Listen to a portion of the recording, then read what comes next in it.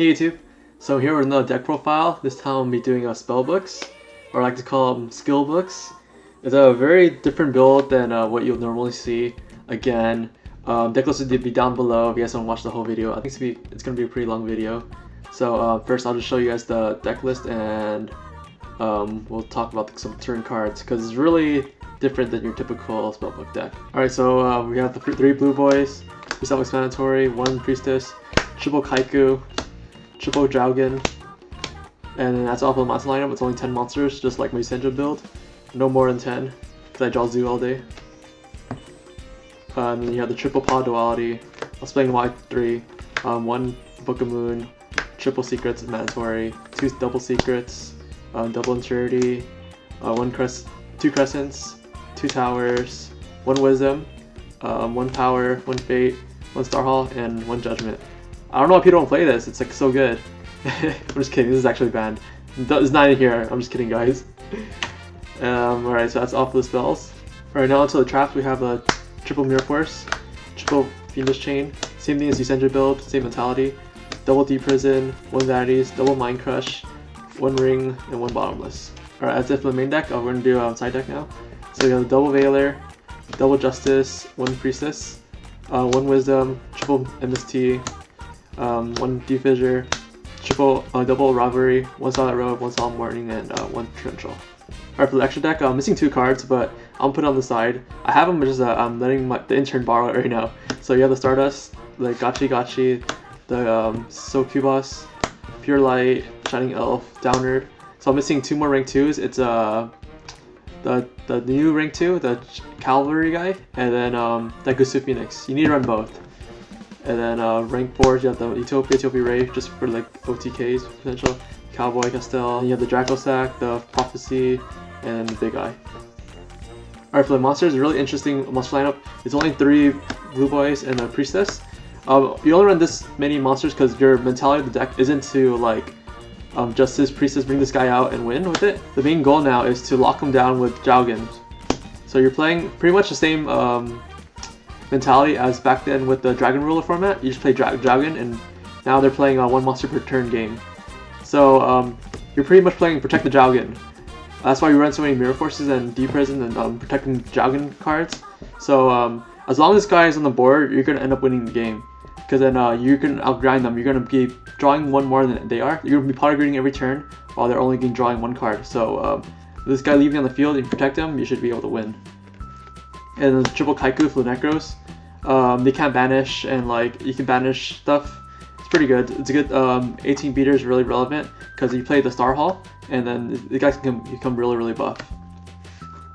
So you can actually cut the Priestess if you want to run a 9 card engine, because at times it's really hard to bring out because getting 3 cards in your hand is really hard. And essentially this is only good if you open it and then you pair it with the Dragon. This is kind of a mini block. You have the Priestess and then the Dragon. So then they kill something once per turn, and then you're gonna pop it. So pretty much it's mini lock. They can't really break this board. So the spells are pretty self-explanatory. It's triple Pot of Duality. I'll explain why later on. 1 book, secrets. These are all like standard. Double Crescent. I'll explain this why with the books later. Double Towers, Wisdom, Power, Fate. Star Hall. Alright, so the reason why I play Star Hall is because your main goal is to get the Kaikus to be super buff, or to have your Dragons to be like buff enough to just swing, you know, and protect himself. So that's why I play Star Hall. And then people want to MST this. It usually has like 2 or 3 counters on it, and then you can search a Dragon with it or a Kaiku, which is pretty good. Both are pretty good. Right onto the traps, we have the triple Mirror Force, triple Fiendish Chain, and double Deep Prison. So the same mentality as in Yusenju's, where in Yusenju you have open board, so you can't be taking damage. But in this case, you have pretty super weenie monsters like Dragon and Blue Boy. They're like super weenie, so they can get ran over really easy. So you have the Mirror Force and Deep Prisons to protect them. And since you're playing the 1 monster per turn game, they can't really clear this unless they have a Dark Hole or a Regeki or traps. But usually it's in defense mode, so it doesn't really do anything. So usually their only out would be like Regeki, Dark Hole, and then you probably have the Wisdom. So you probably want to search out the Wisdom first. And then you have the Vanities, just in case this is like your 4th Dragon kind of. And you have the Double Mind Crush because it's really good against Necros. The Ring Destruction and Bottomless. The same same mentality as Protect Your Dragon and Protect Your Blue Voice. The reason why you don't play Torrential is because Torrential blows up the board and you can't be blowing up your own board, so its bottoms is better. Or for the side deck, you have the 2 Veilers for like Trishula or whatever, or stuff that has more effects. Or next you have the Priestess and the Double Justice. This is for people that are also playing Stun. So where Dragon is useless, you just decide out the Dragons, put these in, and then now you have the Priestess. Because then this is usually like really, it beats anti-meta really easily, and Fate beats anti-meta really easily too. And then you have the Wisdom, just in case you play against BA and they have the Wing Blast. Like BAs play a lot of traps, so you need to protect your Dragon. If you're able to protect your Dragon, then you should be able to win that game. And then triple MST is mandatory, Cleaves, and just in general, it's always good to have MST. D-Fissure, it's good because you don't need monsters in grave. Only thing you need is one spellcaster, and your tower should be good for the rest of the game. And after that, it's like whatever. So D-Fissure is good. Torrential and Solemn Warning for the Cleaves. And then Starlight Road, you don't want to be getting blown up with Dark Hole and Regeki. So you would have Jowgen protect the Jowgen, and then next turn you would summon like your Kaiku and then start beating in. Now their only out is Dark Hole or Regeki, or Torrential Mirror Force, and then now you have the Starlight Road to protect it. And then the Double Rivalry. All your monsters are spellcasters, so this really hurts against Necros because then they're different things, because the Jujus are fairies and the other monsters are warriors and spellcasters. So yeah, this is pretty good. Onto the extra deck, it's pretty self-explanatory. You can choose what you want to play, but I think because you play Starlight Road, you gotta play this. The rank 2s, you gotta play this. You gotta play this. You gotta play this. I mean, I hardly make this, but you just gotta play it. You have rooms, and why not? It's Shining Elf. You need this because then 16 plus power is 26. Downer, so you put it over these guys. I'm missing the Daigusu Phoenix, which is a double attacker, and I'm missing the Cavalry, which is a negator. This is pretty good. I play the rank 4s just because you have Kaikus. This is a game winner card, game winner card, game winner card. I don't play rank 7, but you know, these are standard.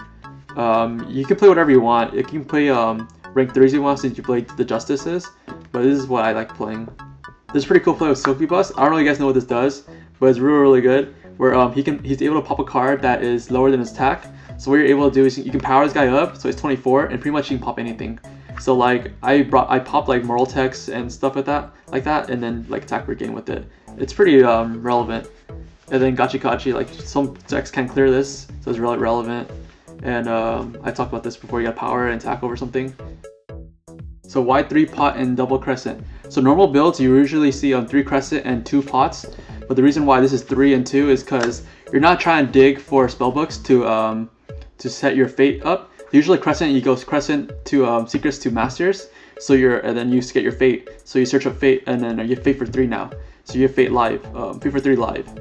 The reason why you don't need that anymore is because you're trying to pot into your Jowgen or into your trap cards. And the reason why you can't play both of them is because Crescent has a restriction where you can only play Spellbooks if you play this card.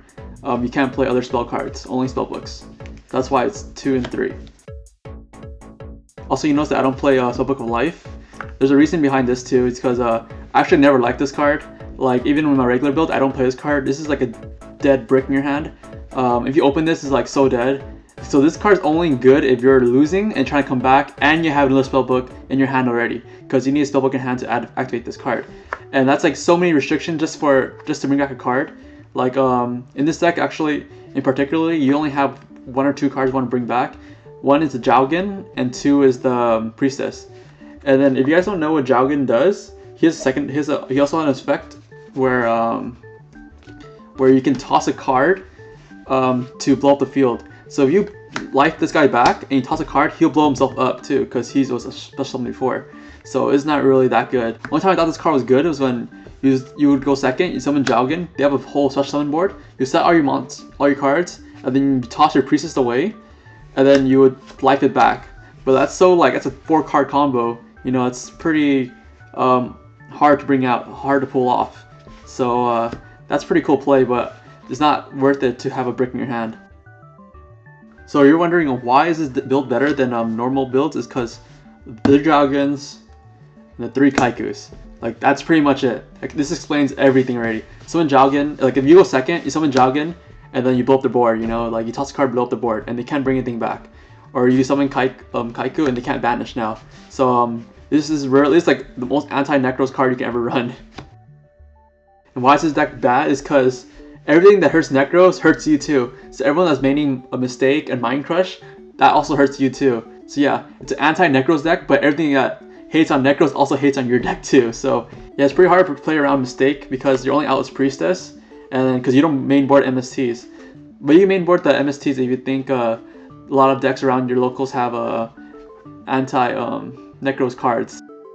So yeah, that's pretty much it. Hope you like the deck profile. Spellbooks is one of my most favorite decks. I always try to revive the deck every format, see if it's viable. And this format is pretty viable because Necros can't get around Jowgen, you know, and like how they can't get around Vanities, they can't really get around Jowgen, which is my Jin lock. And BA, you can just toss a card, build their field, they can't bring back all their Grafsters and stuff. And Shaddoll's can't Shaddall Fusion, so they have to beat over the Jowgen, which have the Mirror Forces and the Phoenix Chains and Deep Prison for. So yeah, that's pretty much it. Decklist will be down below if you guys didn't watch the whole video. Yeah, if you guys have any questions, comment down below. I've been playing this build since last format, and it does pretty well against a lot of decks because Jowgen is just too buff. You know, it's like Fossil Dyna. People can't play around Fossil Dyna, and yeah, you can protect the Jowgen with the Wisdoms. So yeah, that's pretty much it. Hope you guys enjoyed, and yeah, bye YouTube.